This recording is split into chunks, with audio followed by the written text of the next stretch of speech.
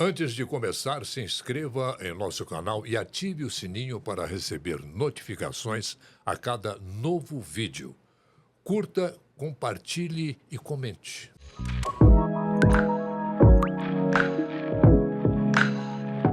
Olá, sejam todos muitíssimo bem-vindos. Estamos chegando com mais um Doses de Saúde, aquele nosso bate-papo semanal, quando a gente discute os vários temas que envolvem a saúde humana. Hoje nós vamos falar sobre um tema bem caro a todos os brasileiros. É segurança alimentar ou insegurança alimentar. Um país tão rico, que produz tanto, um agronegócio pujante, que produz tanto alimento, e tem gente passando fome. E como tem brasileiro passando fome, gente.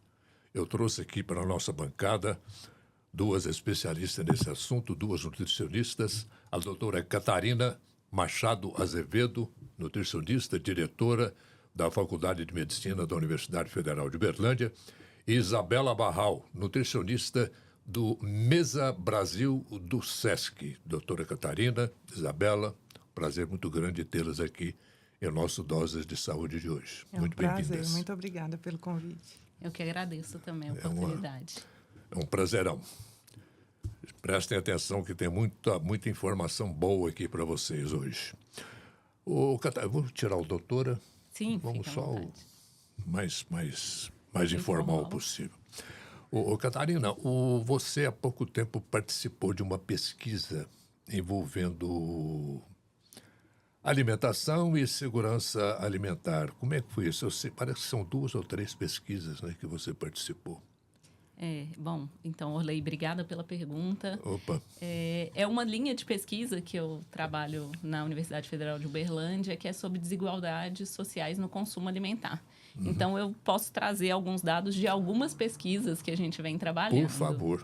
A primeira delas, a gente usou dados do Vigitel, que é uma pesquisa feita por telefone nas capitais brasileiras com os adultos brasileiros. E aí o que a gente queria ver era se tinha diferença no consumo alimentar dos alimentos in natura e minimamente processados, que são aqueles alimentos frutas, hortaliças, feijões, a comida de verdade, que a gente chama, preparada em casa, e os alimentos ultraprocessados, que são aqueles feitos pela indústria, hiperpalatáveis, né? Então, eu estou falando de refeições prontas, salgadinho, refrigerante. Linguiças, essas linguiças, os embutidos em geral, que já estão associados com maior mortalidade, com obesidade, diabetes, né? Todas as doenças crônicas que a gente vê aumentando. O que a gente viu é que as pessoas com menor escolaridade no Brasil comem pior. Elas estão comendo cada vez mais os ultraprocessados e menos esses alimentos in natura. Quando a gente fez recortes por raça, cor, o que a gente viu é que os indivíduos que se declararam pretos e pardos tinham uma alimentação, mesmo que eles tivessem a mesma escolaridade, uma escolaridade mais alta, comparáveis à de pessoas brancas, eles ainda assim consumiam mais ultraprocessados e menos alimentos in natura. Então, a gente já observa, em nível das capitais brasileiras, uma desigualdade social no consumo. Uhum. Então, esse seria um recorte geral. Se a gente for entrar na parte da insegurança alimentar e nutricional, os dados nacionais que a gente tem são feitos pela rede Pensan, né, que já mostravam... Rede Pensan é uma rede de pesquisa em segurança alimentar e nutricional. Uhum. Essa rede já detectou uma insegurança alimentar e nutricional, e aí, quando eu estou falando insegurança, eu estou dizendo que são pessoas que tiveram que ou piorar a qualidade da sua alimentação, porque não tinham dinheiro suficiente para manter a qualidade, ou, no caso mais extremo, reduzir a quantidade abaixo do que elas precisariam. O que a gente fala da insegurança alimentar nutricional leve é quando ela só prejudica a qualidade, a moderada quando prejudica a quantidade para adultos e a grave quando impacta também na quantidade para as crianças. É mais ou menos assim, né? Come pouco no almoço para sobrar para a janta. Exatamente. E quando, geralmente, porque essa insegurança é medida no nível do domicílio, quando acontece dos adultos não comerem para que as crianças possam comer.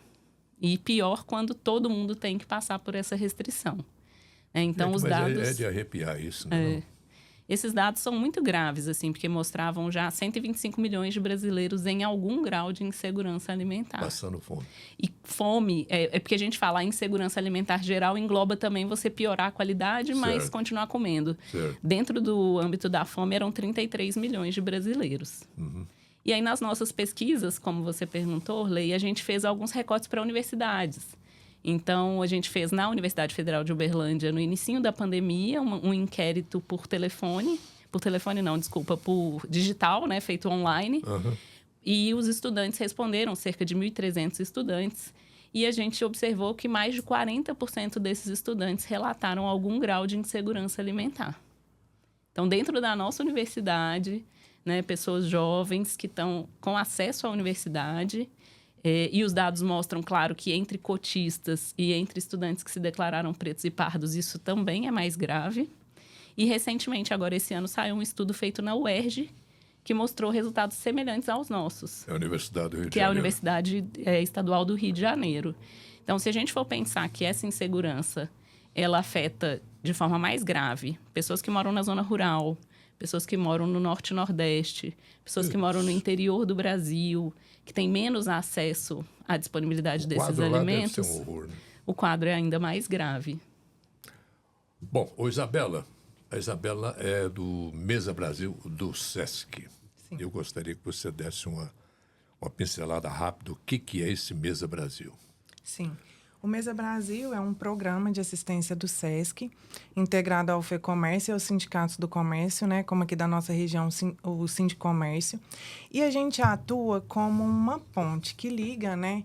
De um lado, a gente tem esse desperdício, né, uma produção grande e vários alimentos que são jogados fora.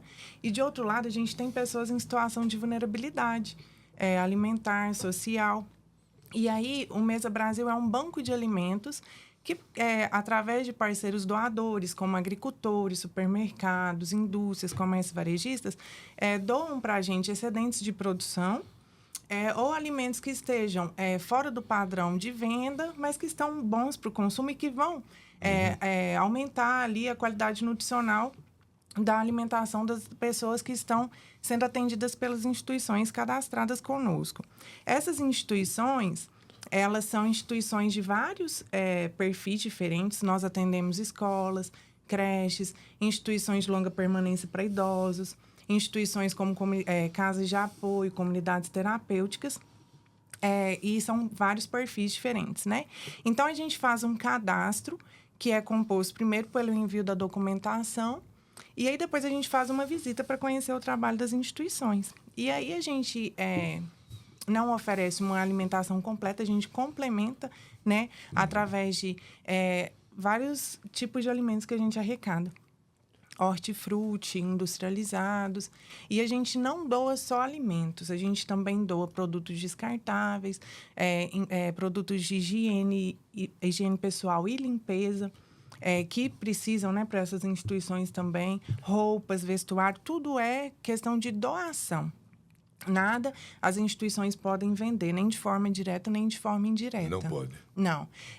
E aí, cada instituição atende aquelas famílias ali da sua região, né, que são atendidas ali por elas e distribuem as doações que recebem conosco.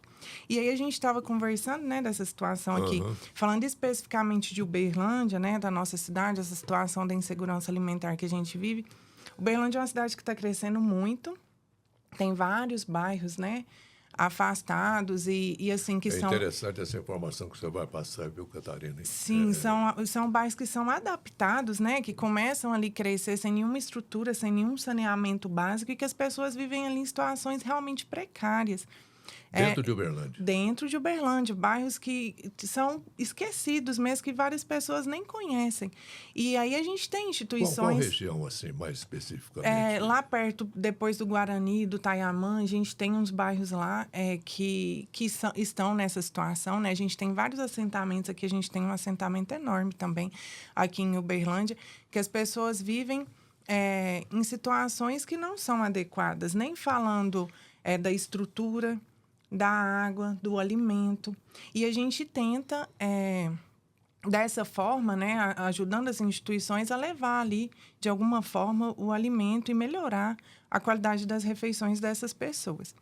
E além da doação dos alimentos, a gente também faz ações educativas, tanto do eixo nutricional quanto do eixo social. A fim de, por exemplo, do eixo nutricional, várias instituições elas possuem equipes ali que fazem alimentação. E a gente capacita com o curso de manipulador de alimentos, que é um curso que é exigido pela Vigilância Sanitária, que fala sobre as boas práticas de manipulação, sobre a higiene, né, do ambiente, do manipulador, sobre as formas de armazenamento correto. E aí a gente faz esse trabalho por agentes multiplicadores. Uma das pessoas da instituição ali faz o curso conosco, recebe o certificado e ela vai multiplicar ali dentro da instituição com os colegas dela.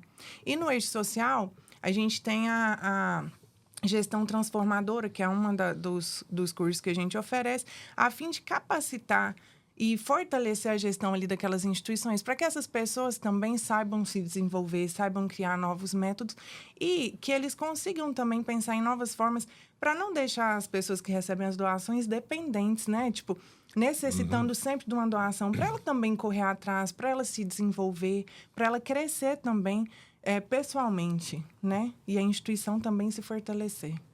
Catarina, essas pesquisas que você participa, depois de tudo computado ali, feito, realizado, o que acontece? Que tipo de providência que vocês tomam ou que peçam que alguém toma? Então, essas pesquisas, elas geram dados que podem subsidiar políticas públicas, né? Então, a gente geralmente publica em revistas científicas, que aí é quando a gente conversa só com os nossos pares, outros pesquisadores. E aí, esse tipo de pesquisa tem um apelo muito grande nas mídias, né? Então, esses resultados de desigualdade social que eu comentei, eles são publicados, geralmente as grandes mídias nos procuram para que a gente fale sobre isso, para que tenha um alcance para a sociedade. A intenção é que elas realmente subsidiem alguma política pública que possa mudar. Então, se a gente for pensar, todos os estudos que foram feitos ao longo dos anos na área de nutrição, eles tiveram um impacto em políticas públicas importantes. A principal delas é o nosso Guia Alimentar, que foi publicado em 2014 e que trouxe a importância da gente valorizar a cultura alimentar local, a produção local desse alimento, o alimento de verdade, né? Em detrimento ao consumo exagerado dos alimentos ultraprocessados que causam doenças.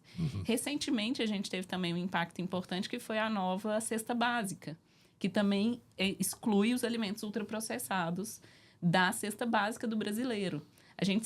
Nós sempre fomos um povo que se alimentou muito bem, porque a nossa comida tradicional, o arroz com feijão, ele é completo, ele é rico em nutrientes, né? E ele é comida de verdade. Isso o nosso corpo entende bem e fica bem com esse tipo de alimento. Quando a gente começa a inserir muito alimento ultraprocessado, piora a nossa alimentação. Comentando de Uberlândia, assim, pensando, né? A gente estudou muito o ambiente físico, que é onde as pessoas vão e comem, para estudar um pouco essa insegurança. Mas, recentemente, a gente resolveu estudar o ambiente digital, que tem crescido muito. E aí fizemos um estudo censitário aqui de aplicativo de delivery de alimentos, né? Em Uberlândia, na cidade toda, no iFood, que é o principal aplicativo que a gente tem hoje no Brasil, né? O número 1. E a gente viu que, primeiro, que o ambiente digital, né? Esse ambiente de aplicativo é muito prejudicial à saúde, porque a grande maioria dos estabelecimentos vendem alimentos não saudáveis para consumo, alimentos ultraprocessados. Quer dizer, o estabelecimento não tem culpa, né? Sim, eu acho que tudo a culpa, na verdade, é um pouco o sistema alimentar que a gente escolheu enquanto sociedade, enquanto governo. O próprio consumidor, né? Vamos dizer assim.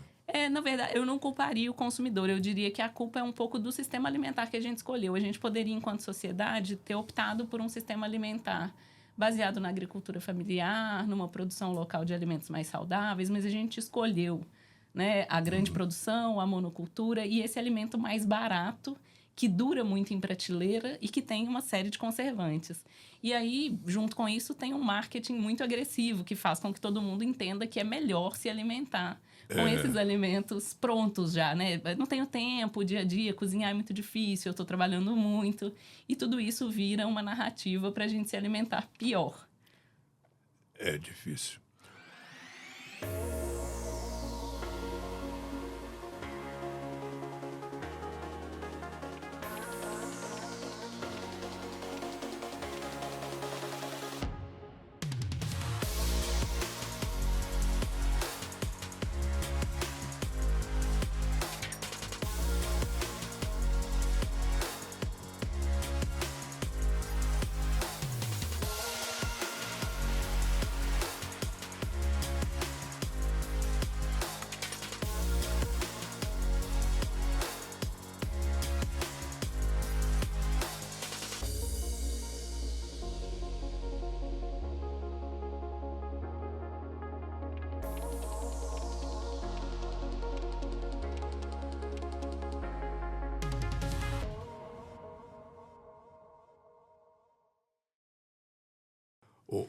Isabela,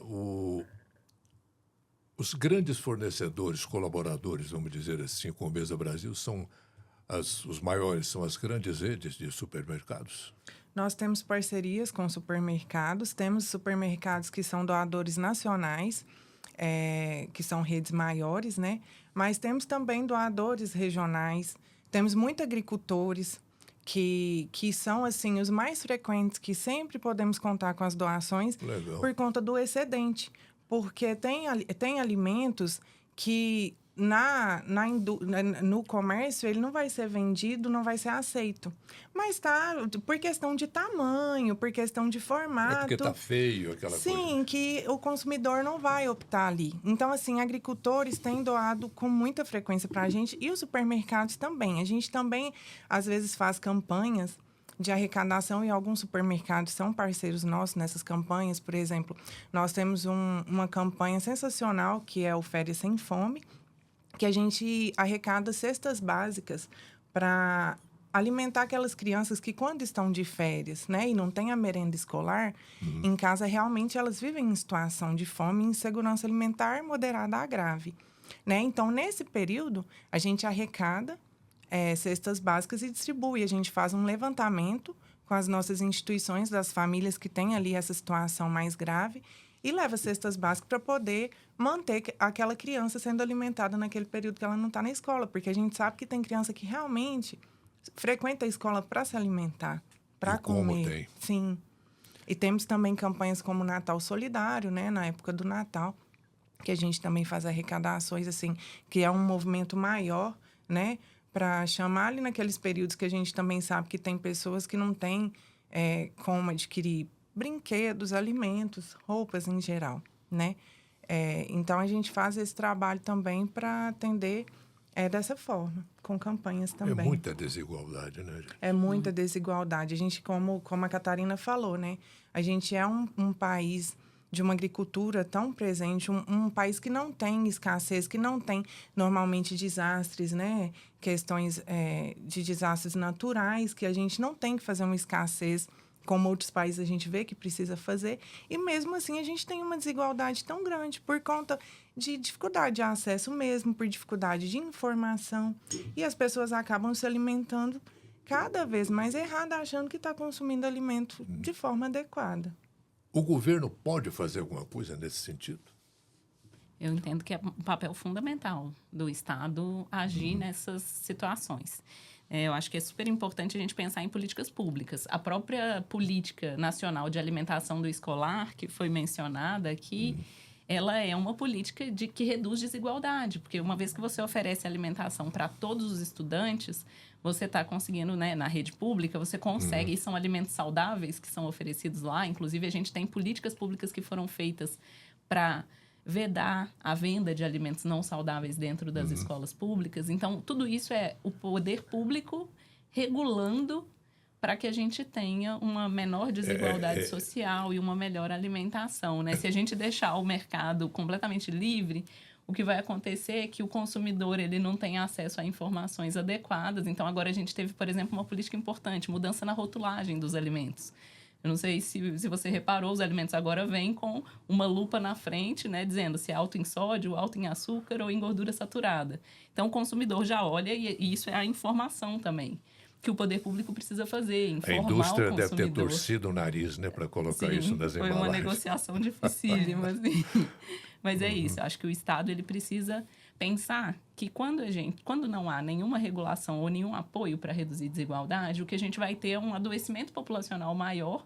Isso vai impactar no SUS. Então, assim, na verdade, os gastos públicos eles vão aumentando também, porque a gente vai ter um impacto na pior saúde, menos produção, o país cresce menos, a gente tem menos desenvolvimento. Então, o poder público precisa realmente atuar para reduzir desigualdade e melhorar a saúde da população por meio desses mecanismos. O Mesa Brasil existe desde 93, né? 94. 94. Aqui em Minas Gerais, ele tem 20 anos, né?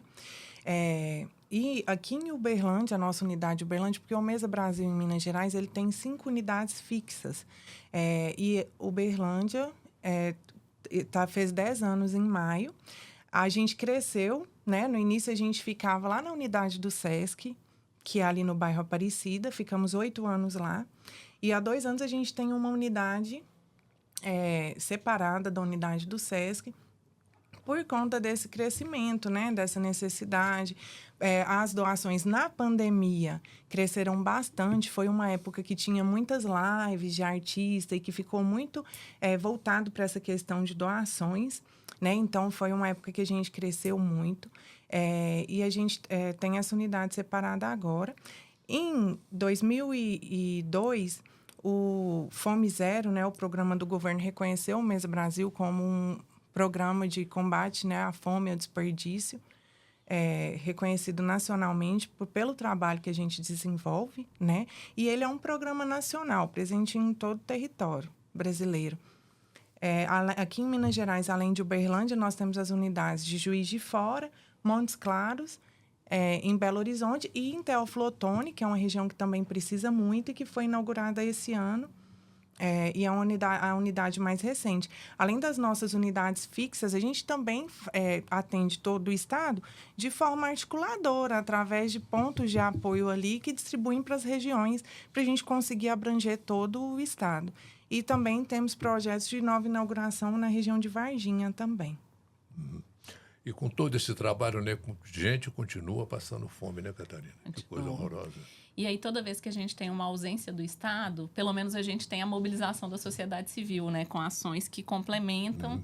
A gente viu muito isso durante a pandemia, que surgiram várias organizações para... E a gente está vendo isso agora no Sul, né? Exatamente, Sim. no Sul é isso. O Estado, muitas vezes, ele não age da forma que deveria ou não tem capacidade. E aí a gente precisa, de fato, que a sociedade se mobilize, né? Eu acho que, assim, tem a responsabilidade estatal, mas nós, enquanto sociedade, a gente também precisa arcar com, a questão, né, do com semelhante o nosso nosso que está ali do nosso lado, né? E a gente vê iniciativas muito ricas, né? Muito poderosas em termos de acessibilidade. Assim, a gente viu, na época da pandemia, a Central Única das Favelas também conseguindo distribuir alimentos em regiões que a gente não tinha acesso para reduzir a fome emergencialmente, até que saísse um auxílio emergencial, até que a gente tivesse algum suporte do Estado. A sociedade civil geralmente faz esse papel muito bem, complementando. Agora, Catarina, desculpe se eu falar alguma besteira aqui, mas esse tipo essas providências seria como, assim, a grosso modo, enxugar gelo. Elas são ações assistenciais. Mas quando a não gente é não aquela tem coisa políticas... assim, que é frequente, constante, né? Isso. Quando a gente não tem políticas estáveis que combatam a desigualdade e a fome, a gente sempre vai precisar dessas políticas emergenciais, porque tem aquele indivíduo que está passando fome ali naquele momento, ele precisa desse emergencial. Mas se a gente tiver políticas perenes que garantam, né, uma melhor distribuição de alimentos, mais acessibilidade, o que a gente tem uma outra linha também na nutrição, que é de a gente ter mais subsídios para os produtores, para que eles produzam a um custo mais barato. Então, o Estado pode atuar também subsidiando alimentos saudáveis e reduzindo as isenções, por exemplo, que são dadas para empresas que produzem alimentos que causam adoecimento, né? Então, assim, se a gente tiver políticas que reduzam a desigualdade, e, né, o Brasil é muito desigual. Enquanto a gente tiver essas desigualdades, a gente vai precisar de medidas emergenciais. Onde fica com um agravante, né? É grande e desigual, o que agrava ainda mais a situação. Isabela, o Mesa Brasil é a maior rede, é o maior banco de alimentos da América Latina, né? Sim, ele tem acreditação, é o maior banco de alimentos, sim, da América Latina, né? E recebeu a certificação do Food Networking Global com essa certificação, né? A gente atua nessa questão há tantos anos, né? Dessa forma, assim, contínua, para conseguir levar essa segurança alimentar, para ajudar, né, a manter uma segurança alimentar, de certa forma, para as pessoas que a gente atende. Certo.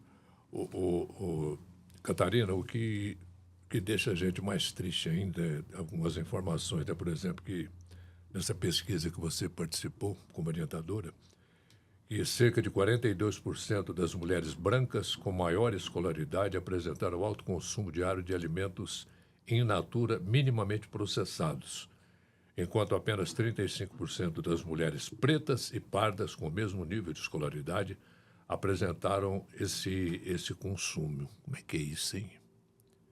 Isso é explicado pela nossa desigualdade social mesmo histórica, assim. A gente tem o racismo estrutural, né? Mesmo que as pessoas acessem o nível superior de escolaridade, a gente ainda tem piores empregos, menores salários, dependendo do acesso à cor. A gente já tem um acesso a universidades, ao nível superior, em cursos que têm menor remuneração ainda por mulheres pretas, e isso tudo vai impactar no acesso financeiro aos alimentos, né? Além do acesso à própria informação, que também não é distribuído de forma igual.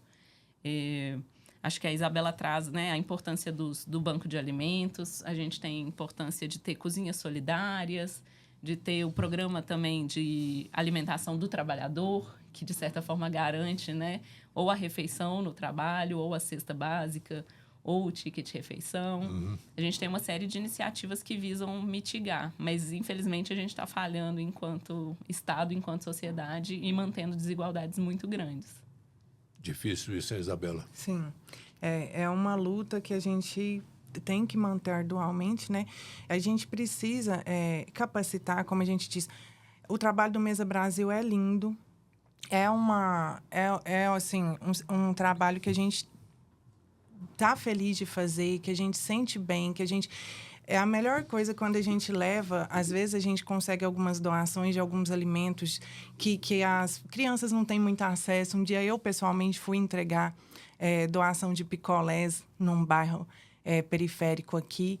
E quando você vê aquelas crianças e idosos, pessoas que, às vezes, numa vida inteira não teve acesso a alimentos como aqueles... A gente sente, né, muito realizado por fazer parte, por pertencer, né, por ajudar de alguma forma através do nosso trabalho. Mas o intuito é que não precisasse disso, que a gente pudesse ajudar de alguma outra forma, que a gente pudesse desenvolver trabalhos sociais, capacitações, mas sem precisar levar alimentos e ter tanta gente passando fome. O básico, né? É, O básico tanta gente que não tem o básico, que não conhece. Teve uma vez que lá no nosso banco de alimentos, uma criança ganhou um bombom e ela não ficou olhando para o chocolate sem saber o que fazia com aquilo. Ela nunca tinha visto, ela nunca tinha tido acesso. Então, assim, a gente vivendo nessa realidade, a gente convivendo com essas pessoas, a gente vê que realmente coisas muito básicas, às vezes em oficinas nutricionais que a gente vai em escolinhas, né? A gente faz oficinas muito básicas de levar uma fruta e dar para a criança e ela não saber que fruta que é aquela. E que realmente não tem conhecimento, não tem informação. Come, muitas vezes, só o arroz e feijão quando tem acesso ao arroz e feijão. Mas numa família que não consegue ter como comprar, ela vai sempre escolher o basicão. Ela sempre vai ficar naquela alimentação ali muito fechada, muito restrita, que não é uma alimentação colorida, como a gente orienta, né?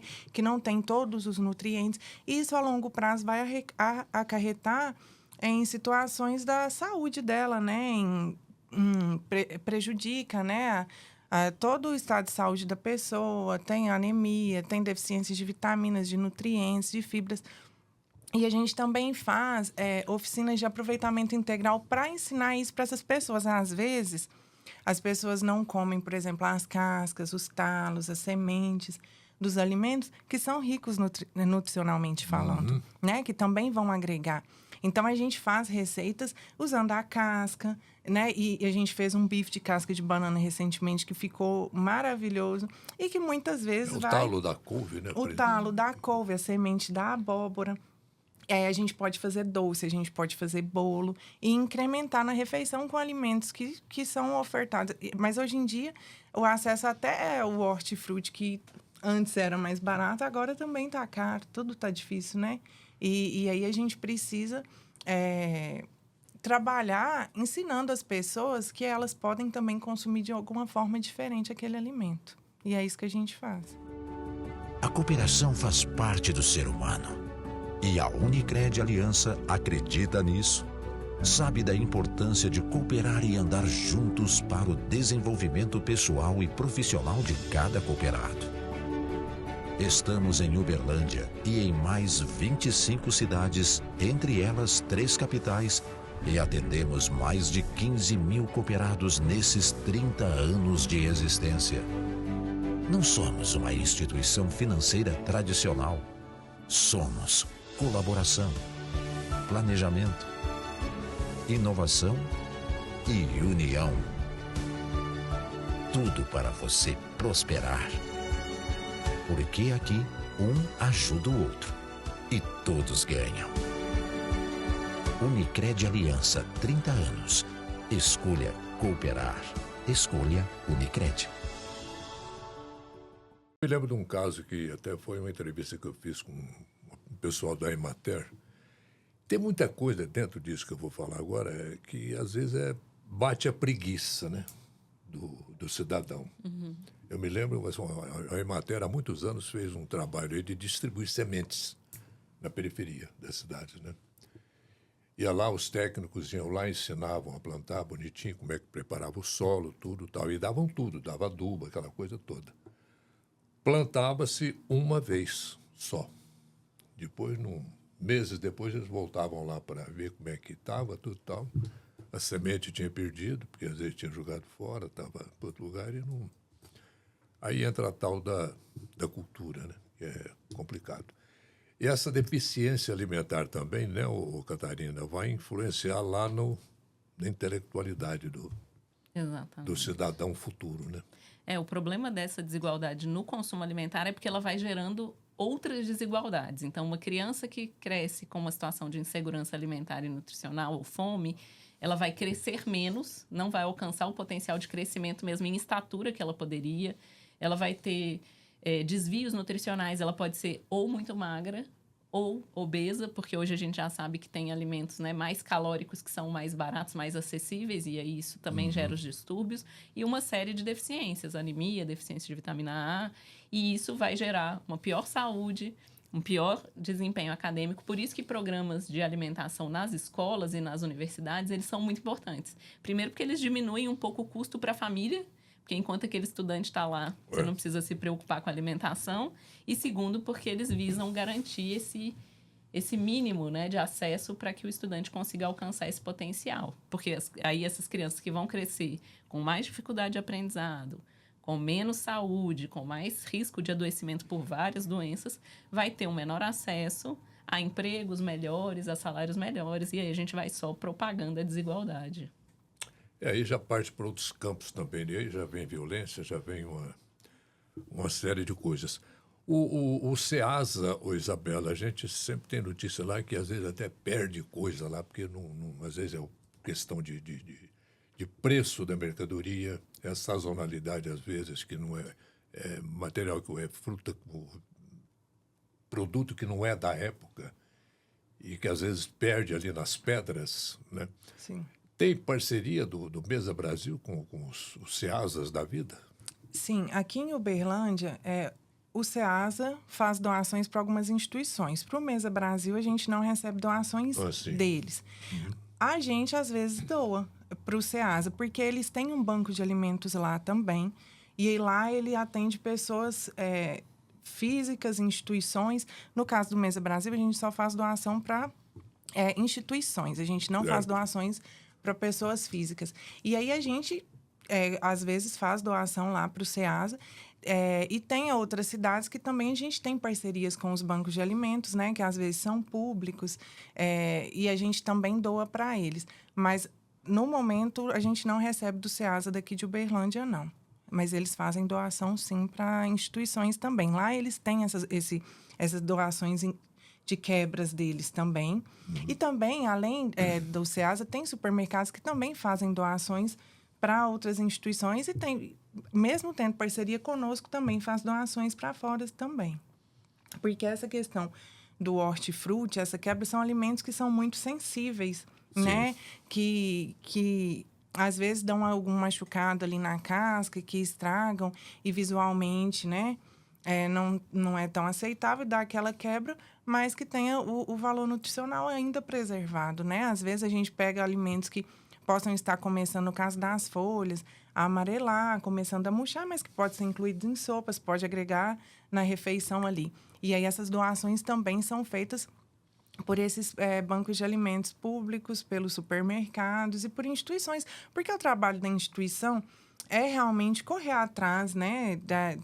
Eles sempre vão atrás de doadores, de parceiros, então eles buscam de alguma forma, além da onde eles já pegam doações, conseguir, porque tem instituições que falam para a gente, acaba que aquele público ele fica dependente, por mais que a gente oriente tudo, a empoderar, né? A dar ali uma autossuficiência para eles, às vezes aquela pessoa ali, aquela região, não consegue mesmo se manter sem as doações. Então, as instituições vão atrás. Né? Acaba que acostuma, não é o cenário que a gente quer. E tem instituições que ajudam a gente nisso. Olha, eu vou te ajudar, falando ali para pessoas específicas, eu vou te ajudar, eu vou te dar essa alimentação, mas você tem que correr atrás de emprego, você é uma pessoa saudável, né? Numa idade que está apta a trabalhar. Tem pessoas que realmente não conseguem, tem pessoas que estão em situação ali de saúde ou de idade mais avançadas que não conseguem correr atrás de um trabalho, mas tem pessoas que são capazes de se autossustentar, né? E não ficar precisando sempre de uma doação. Esse não é o nosso intuito. E também fere a dignidade, né, da pessoa, né? Fere a dignidade, né? A pessoa tem que também estar inclusa ali naquele ambiente social, né? No círculo ali, ter uma convivência, ter um trabalho para poder, né? Se portar como um ser humano digno, né? Uhum. Nessas pesquisas, Catarina, que você tem participado, por trás dos números tem muita coisa ruim, né? Que a gente vê que não dá para aflorar na pesquisa. Por exemplo, assim... A fome mesmo. Ah, sim. Se a gente for pensar essas pesquisas que a gente conduz, às vezes na universidade, você aplica questionários que vão ser mais objetivos, mais curtos, que a gente consegue uma resposta. Então, muitas vezes, nessa pesquisa que a gente faz, que é chamada de quantitativa, que ela vai quantificar, né? Quanto que uma mulher branca come de alimentos in natura, mulher preta, às vezes a gente não vai ter ali o porquê, que foi um pouco o que você trouxe. E aí o nosso papel, enquanto pesquisador, é buscar alguns porquês para essas que expliquem, que ajudem a explicar esse cenário, né? Às vezes a gente tem só o retrato numérico, mas a gente não tem o que está por trás, exatamente, o que causou. Então, na área da nutrição, a gente estuda muito uma área que é chamada epidemiologia, que estuda a causa das causas, né? O que está por trás disso? Que é você não olhar só para esse número, mas tentar buscar outros determinantes. E aí, na saúde, os principais determinantes são determinantes sociais. Então, quando a gente vai pensar, por que ele se alimenta pior, né? A gente vai buscar e vai ver, tem menos acesso a uma habitação adequada, a um trabalho adequado, transporte, atividade física. Então, tem uma série de acessos a esses determinantes sociais que o indivíduo em situação de vulnerabilidade e pobreza, ele tem um acesso muito menor. E aí tudo isso vai se somando e gerando uma bola de neve, né? Eu fico pensando, a dona de casa que tem que fazer uma escolha, ela tem pouco dinheiro, né? Ela não vai comprar, que é o que a gente fala da insegurança alimentar leve. Assim que começa a faltar dinheiro, ela não vai conseguir comprar uma carne de frango, alguma coisa. Ela vai partir para os embutidos, que são menos saudáveis, que é o que vai dar... que ela vai dar conta, ela vai deixar de comer o arroz com feijão e vai comer um macarrão que é mais barato e que também vai dar saciedade. Então, você vai piorando a qualidade e aí sempre me preocupa muito essa questão da gente culpar o indivíduo porque tem essa situação toda complexa de pano de fundo, né? Porque, às vezes, o indivíduo até sabe que ele deveria comer uma hortaliça, uma fruta, mas na hora que ele vai fazer a conta lá no mercado... ainda mais com a inflação que a gente vem passando aí, né, nos últimos anos, e o tanto que os alimentos aumentaram de preço, a Isabela falou um pouquinho sobre isso, o acesso diminui. Então, as pessoas têm que fazer escolhas que são racionais do ponto de vista mais objetivo, mas elas não são nutricionalmente as melhores. E não são escolhas necessariamente que ela quer, que ela gostaria de fazer, né, o que é possível fazer para ter acesso. Então, como eu falei, acho que se a gente tiver poder público, sociedade civil, né? Acho que o Mesa Brasil é um grande exemplo né, de um projeto grande que tem impacto social, que modifica a vida das pessoas. Porque a alimentação, Orley, não é só nutrir, né? Você está com 2 nutricionistas aqui, mas não é cultural. Não adianta eu falar para a pessoa, olha, come... Isso aqui foi a história da soja, né? Que se tentou implantar na alimentação do brasileiro décadas atrás, mas que não tem nada a ver com a nossa cultura. Então, assim, não adianta Leite também. de soja, por exemplo. Leite de soja, bife de soja.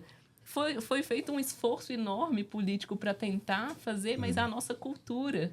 Então, alimentação é cultura, alimentação é confraternização.